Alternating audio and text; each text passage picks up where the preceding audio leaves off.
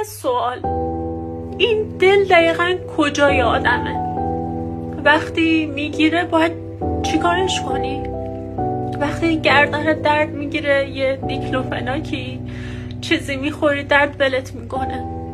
وقتی سرت درد میکنه یه ژلوفن میخوری آرومت میکنه.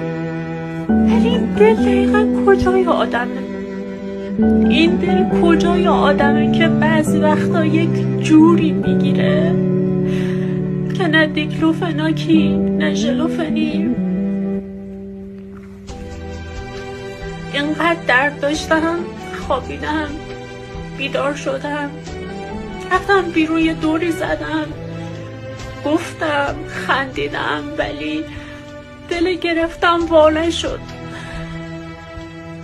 این دل دقیقا کجای آدمه؟